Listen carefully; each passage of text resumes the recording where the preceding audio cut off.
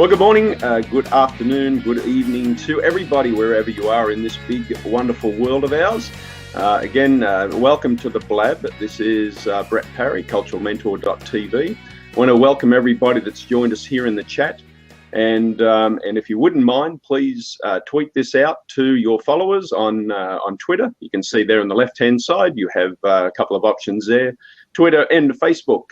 And that would be much appreciated, so we can let the viewing public know out there that we're on air. And so today's topic is a fascinating one. I want to welcome our two guests, Lena Mørkbak and Kristin Hilbler. You can see them on the screen here. A little bit of background. My fascination with improv was prompted by a session that I got to spend with Kristin and Lena at a conference at theatrical in 2014. If you don't know what theatrical is, it's the Society of Intercultural Education, Training and Research, part of which I'm honoured to serve with. And that conference, this session at that conference was an eye-opener for me because I never thought that improv would be something that I would be able to use in a training room. But I was proved very, very wrong. But first of all, so welcome, Kristin and Lena, to The Blab. Thank you. So, you guys can pick who can go first. I want to have you introduce yourselves to the audience here if you can. So, I can't say ladies first because you're both ladies, but so fire away, whoever wants to go first. Kristin, please. Hi, everybody. I'm Kristin Hilbler. I'm really excited to be here this morning, this afternoon, this evening, tomorrow, I suppose, for some of the world. I recently started my own consulting firm specializing in leadership development, team development for global organizations. Before that, I was with Mercy Corps, an international NGO, for about 4 years, and a whole string of jobs prior to that. But my passion has always been around this intersection of creating engagement and strong cultures for teams and organizations. And I can say a lot more about how I think improv plays into all that, but I will hold my answer till we get a little further into the interview. Great. Lena? Hello, everybody out there. My name is Lena Mørkbak, and similar to Kristin, I'm also an independent global consultant. I'm originally from the intercultural field, but also worked in consultancy for many years. Previously worked with Appear Global in a position there as Director of Global Learning and Development, but really much enjoying being independent and doing my collaborations. Chris and I collaborate quite frequently. What else? My passion is really how to engage collaboration. And we'll talk more about improv, but improv is one of those techniques I felt is very, very inspiring and powerful to create that kind of engagement. So I work with teams, I work with individuals, I work with leadership groups in terms of how to get that engagement level up. If they work in a virtual setting, if they work face-to-face, if they're challenged with certain changes within the organization, if they want to improve some of their innovation techniques, how they collaborate and develop new products or reinvent some of the things that they're working with. Typically, I work in a global setting, so where there's a mix of different cultural approaches. Great. So we're talking about training today, and this is using improv around training. But improv itself, I think we've all probably seen improv on television, as a comedy kind of in a comedy setting, and certainly we had a little bit of comedy in our session at that conference. But let's take a step back and let's for those who may not know what improv actually encapsulates. Let's just talk to a little bit about that right at the basics. What is improv? Well, I can kick this off. The simplest definition of improv is that it's a form of theater where the actors make up the lines in the moment. And the first time I saw an improv show, I was living in Kyoto. It was 1993, and there were a bunch of performers that got up on the stage and said, "We'd like a suggestion from the audience." And somebody said, "You're doctors at a hospital." And then 20 minutes later, I felt like I had just watched a fully scripted act. And I really couldn't believe that these people had never rehearsed the lines and didn't know what they were going to say until they got up on the stage in that moment. So that's really what it is. It's making the lines up as you go in the moment. Yeah. And I think I want to add to that, because we have improv as Kristin is talking about here on stage, of like people interacting with their words, with their physical body language. But I think it's important also to think about how we use improv in music, like how jazz musicians will have, okay, we're just pretty much having this bass line we're going off, we're having these chords, and then just move from there. So that there is a safe space that you're starting from, but else it's really, you're following the flow of those participants that's stepping in, whatever comes up at the moment, and you grab that.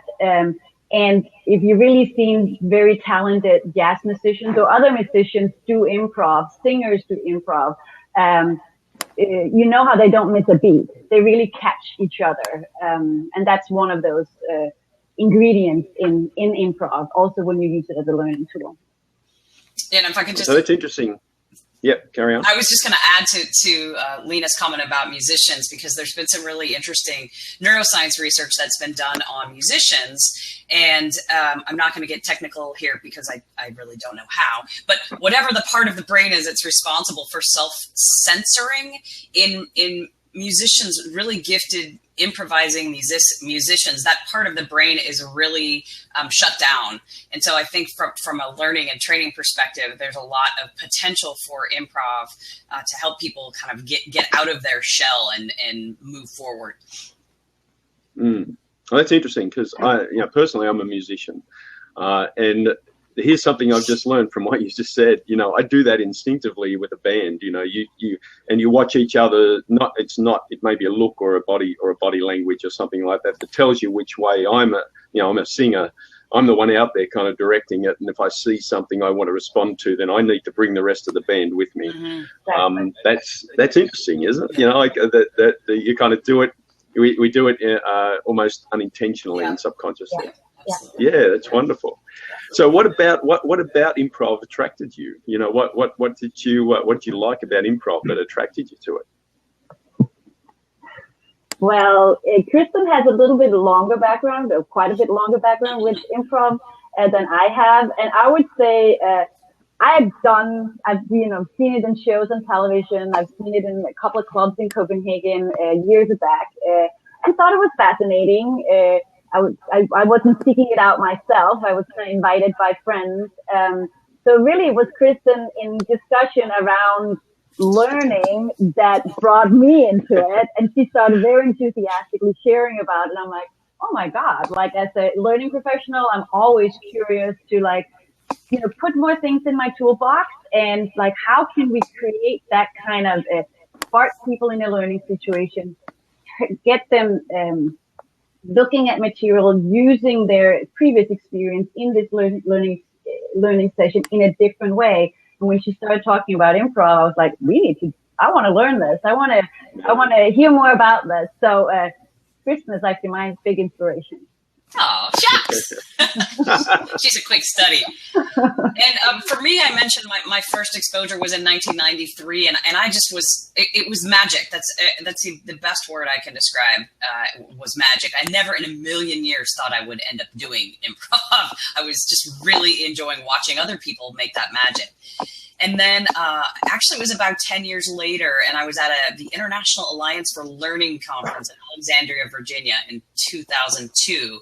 And there was a company that's actually Portland-based, where Lena and I both are now, called On Your Feet Improv, that did a session on using improv in facilitation. Basically, they focused on communication skills, which is a lot of what my work had been up to that point. And I, dutifully got my PhD and was drawing on theory and, slides and bullets to teach feedback and listening. And then in 5 minutes, these guys came in and did an exercise, and I went, wow, I learned more about listening in that 5 minutes than I ever learned before in any other graduate seminar or anything that I'd been in my life. So they're part of what I would call a movement around applied improv, and really turned me on to the potential for using improv with clients in the classroom, with students, in cross-cultural training, in pre-departure training, leadership training, and that's when I really saw the light for how the magic could be used in my own life and my career. So I started taking classes and just trying to bring it in to my workshops and facilitations, and haven't looked back. Great. So we got exposed to some exercises when you did the session at the conference, and I know this is probably a little limiting when it comes to being able to demonstrate. But what's an example of a warm-up activity that you might use in improv?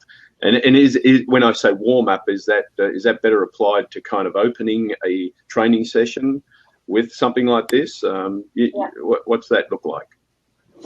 So I think one of the things when you're using improv, you want to make sure that you got everyone on board. You can't just really because if you just say, oh, we're going to do some improv activities, you're going to have people like really freeze up, like, oh, I don't want to be on stage and don't pick me. So you really have to make it a very safe space for your learners. And there is certain times where you would articulate this is inspired around improv techniques, and other times where you would just say, let's try and use this activity and not necessarily articulate it as improv.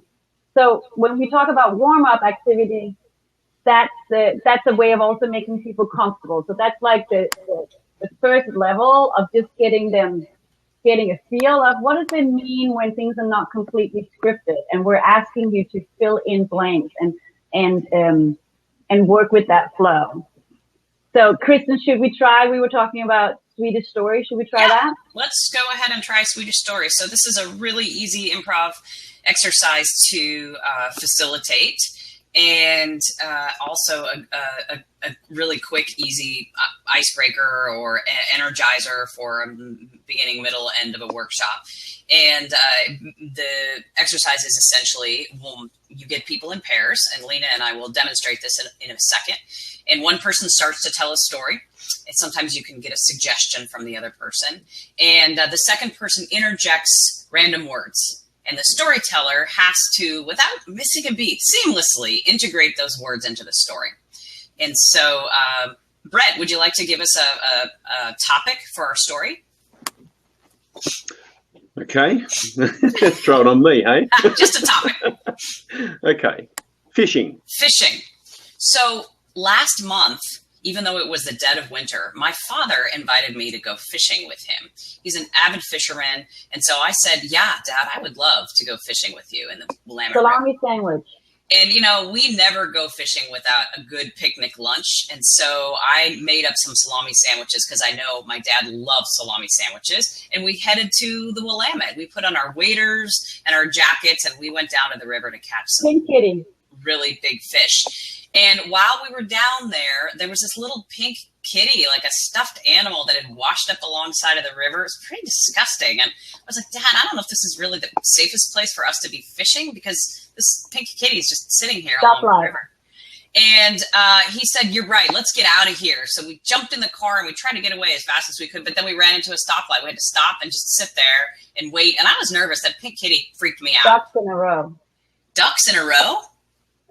Is that what you said?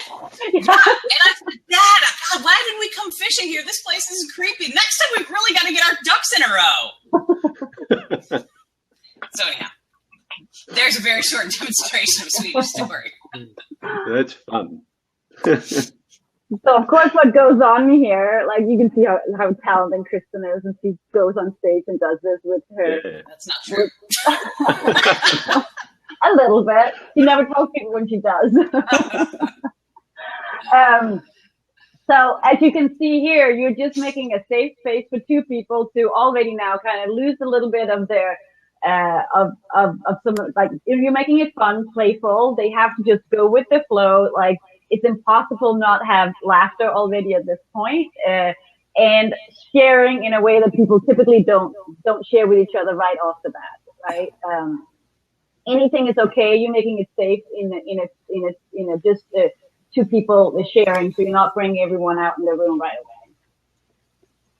That's great. That's a great demonstration. I want to just ask one question, because as I'm watching this happen, and you, Lena, from a culture, the Danish culture, you're Danish born. Yeah. Most of my Danish people I know that are Danish are very process orientated, very kind of like orderly structure. Yeah. So when you relate this to different, do you expect different participation from people from different cultures at the start, and does it transform them through kind of expanding their comfort zone into being a little bit more participatory than they would normally be if you were just up there with doing bullet points and stuff like that? You find that? Yeah. Kristin and I both have different experiences of using this, but it's an excellent question. And in the beginning, when I was first introduced to it, it was one of my kind of little bit holdbacks. I wonder if this translates in all cultures, and what do we need to be aware of as facilitators, and when we'll have holding a learning space for our learners, what's okay? What can we throw different people into? And it's true, like Northern Europeans, they're definitely more process oriented and would maybe be more surprised by being thrown into a learning space that's less predictable. So there's ways that you can set it up to make sure that those kind of learners are comfortable in that kind of, like, with unscripted, if you may. And in that situation, I've been very much using some of the theory behind first what happens, what part of the brain, using neuroscience as well, what happens when we can let go of some of that, those ways that need to censor our actions. And of course, we don't want to be completely uncensored, but can we open up a place that our rationality closed down a little bit, open that up and free that up, and then there can be another trust really quickly that we can establish with our colleagues.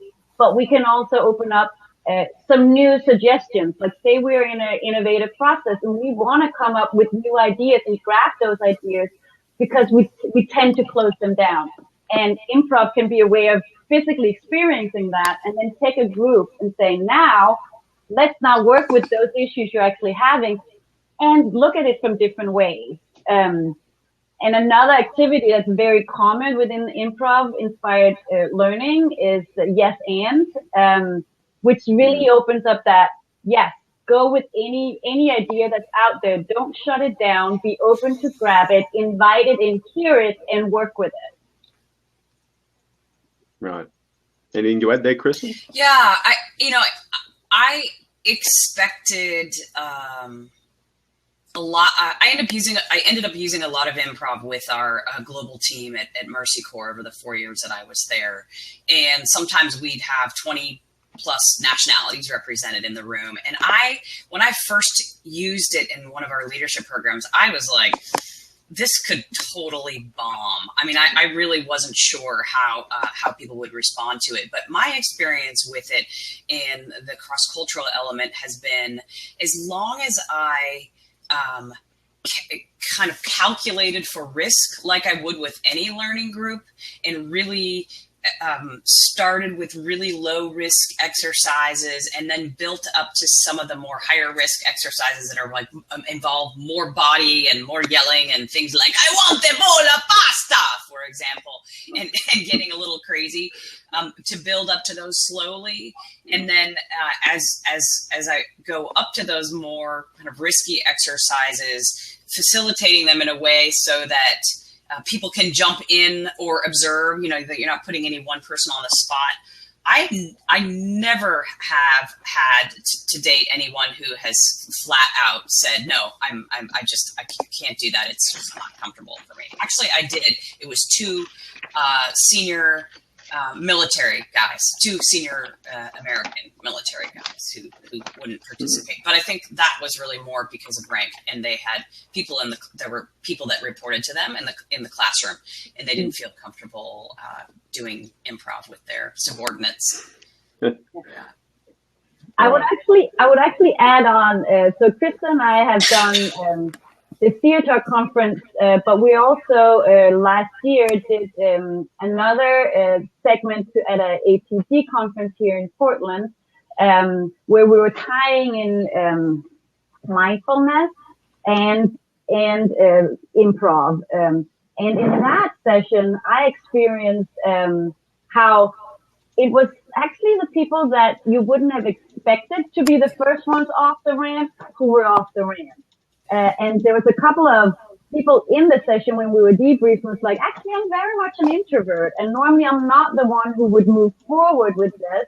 But because I'm not supposed to be super intelligent and come up with the best comments like you normally would do in a rational reflection, and people would speak up, and that's where your extroverts would quickly say, oh, I have an idea, or this is my experience. And like they're used to position themselves and very comfortable in that. Several people were sharing, actually 2 ladies were sharing, like they're introverts, but they felt, oh, I don't have to perform more than what I want to. It's volunteer. I can step in.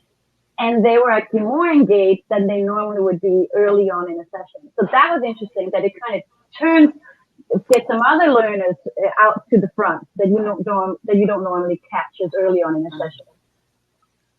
session.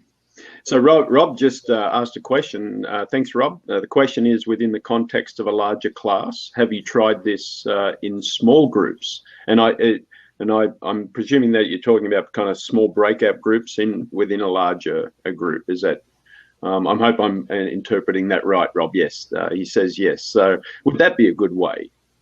I think it's a great idea, and the catch is just making sure, obviously, like with any breakout, that the groups have enough instruction so they know how to do it on their own. Having been in the nonprofit sector for the last 4 years, I've never had the luxury of having like 4 or 5 co-facilitators who could go and each take a breakout. So I think that's just the challenge, is making sure that the group has enough instruction to do the exercise on their own. And sometimes you need to coach people a little bit. I mean, Lena mentioned yes and, which is one of the most basic improv exercises, where somebody starts to tell a story and then the next person says, oh yes, and then I went fishing with my dad, and yes, and then we saw a pink kitty. And so you're saying, yes, I heard you, and I'm going to add to what you said. And even something that basic, sometimes you have to coach people on it, because it's not how they're accustomed to communicating. Cool. Yeah, that's a great idea, Rob. A demo or something like that, for sure. Yeah, and I usually end up with a couple of people who have done a little bit of improv before, that I can assign some co-facilitation tasks, some breakout facilitation tasks. Yeah. Cool. Well, good. So what if you're using it with global learners, how have you used it with global learners? And then when you've come across some of these other challenges, what modifications have you had to make along the way? You can see Lena's thinking. Yes. I just saw that upward gaze. I don't think I've had to make any modifications. And I think that comes along with, like as Chris was saying before, like as I build it to the group I knew I had. So I've already kind of selected what I thought would be appropriate for that group. I don't know if I've ever made any modifications. Have you had that experience, Kristin, of have to modify, like, oops, we have to make this safer for some people? Or yeah, well, I have had to modify before, but it's more been around language. So, one of the I hate to say rules, but I'll say rules of improv, right, is this idea of yes-anding, right? So if somebody comes into a scene and says, this pink kitty has got to go, you need to respond and be like, and acknowledge the pink kitty and say, you're right, let's get rid of the pink kitty, but I love that pink kitty. And so that you're building onto that offer.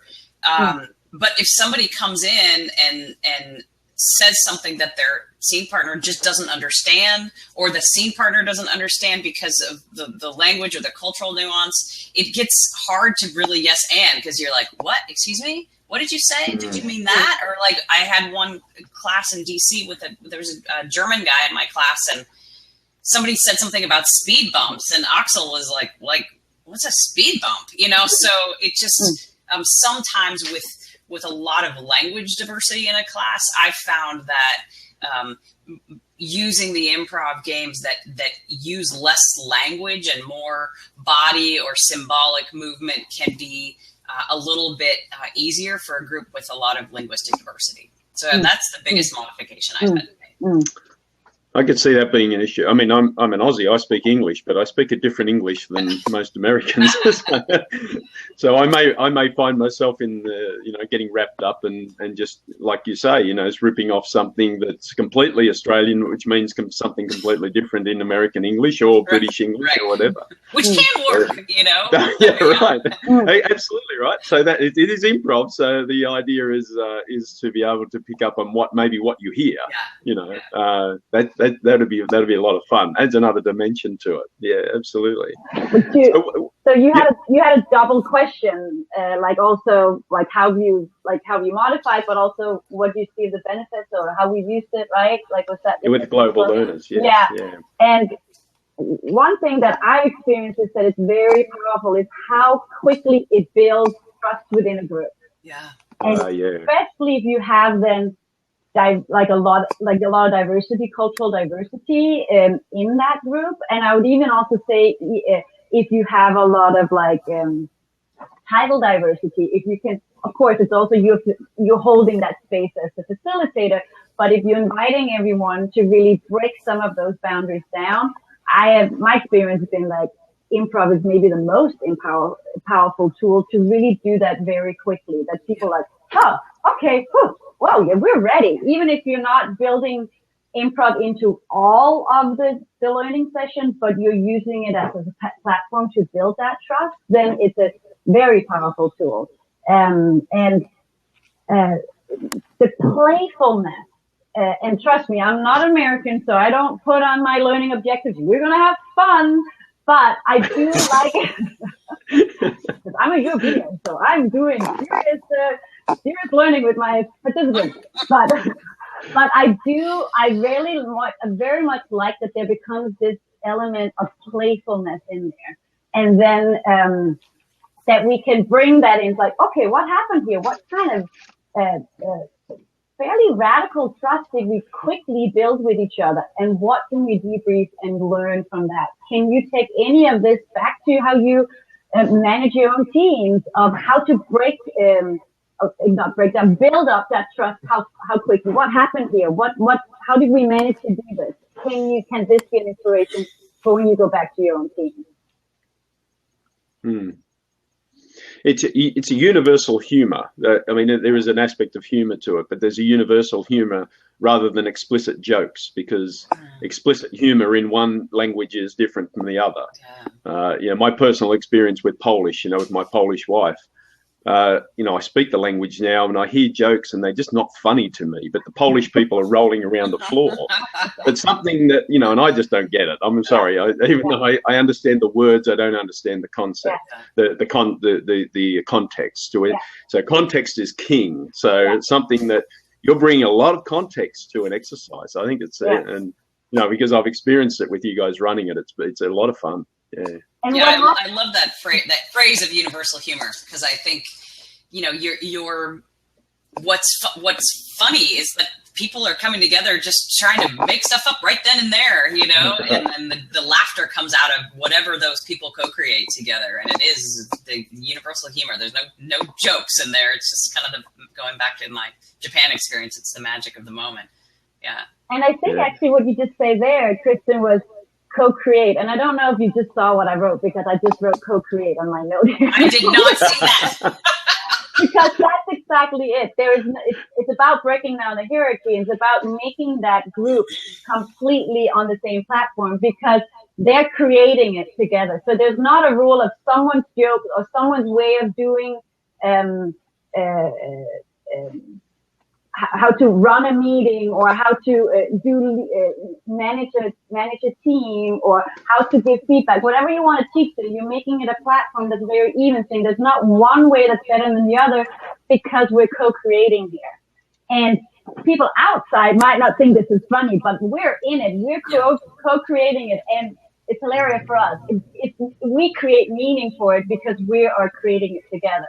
So that's really, I think, maybe the most global piece of it in many ways, that there's not one style or one culture or one language preference that's dominating another. Yeah, that's great.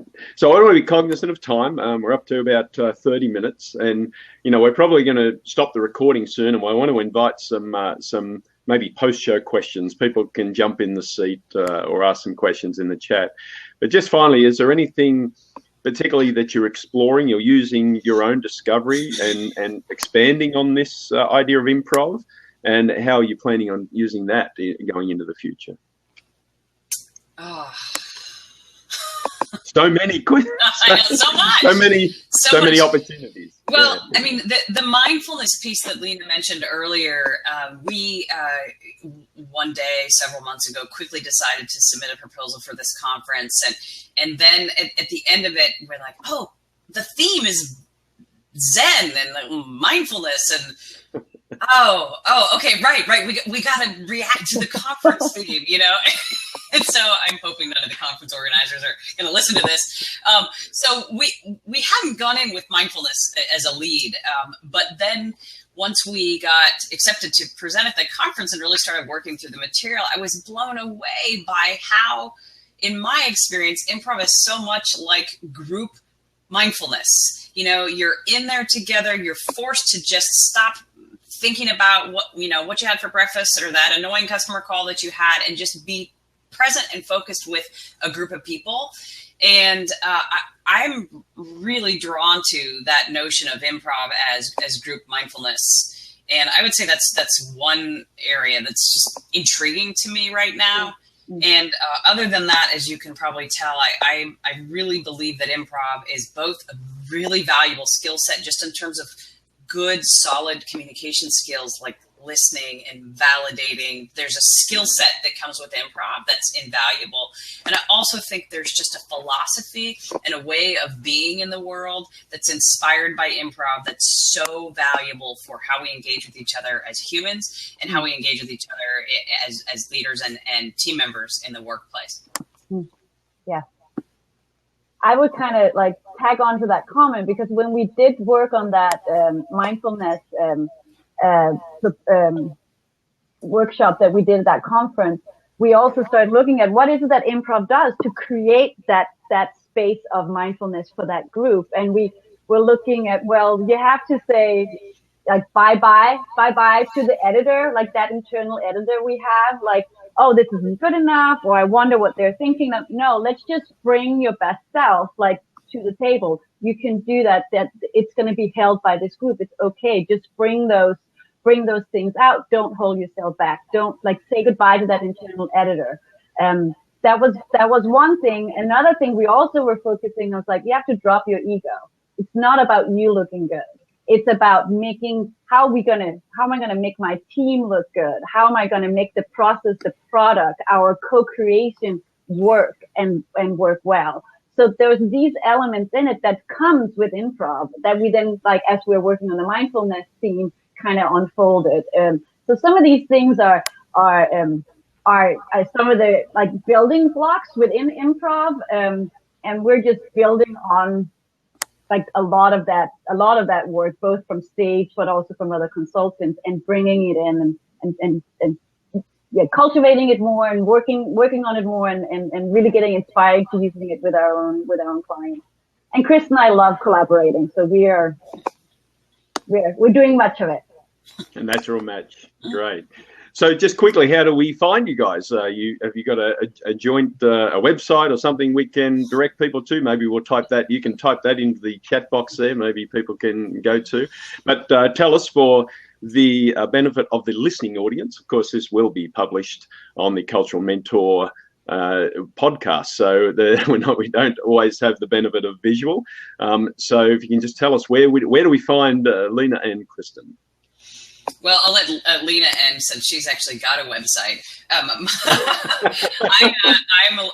early stages for me, so I'm on LinkedIn, and my email is kristin.hibler@gmail.com. Great. And I have my website. So company is called Global Leap Consulting. So Leap for learning, engagement, agility, and practice. I'm editing my website right now and adding, and there's going to be links to Kristin's LinkedIn as well because we collaborate. So Global Leap Consulting is also where you can find me. Excellent, and we will have links to those in the show notes on the page, which will be dedicated to this particular blab. And we'll have a recording of it, both through the podcast and the video recording at culturalmentor.tv. I want to thank Lena and Kristin for just sharing your generous time and sharing this great topic. We should do it again because I think it'd be fun to possibly get some other people in the seat later and do some exercises in a different blab. So that'd be kind of fun. Yeah. This is a great platform. I've really fallen in love with it because it's a video and it's interactive and it's fantastic. So we're going to sign off now. We're going to stop the recording. For those who want to hang around that are on the blab at the moment, that want to after we finish recording, jump in the seat and interact with Lena and Kristin. But in the meantime, we're signing off. This is culturalmentor.tv. Thank you for joining.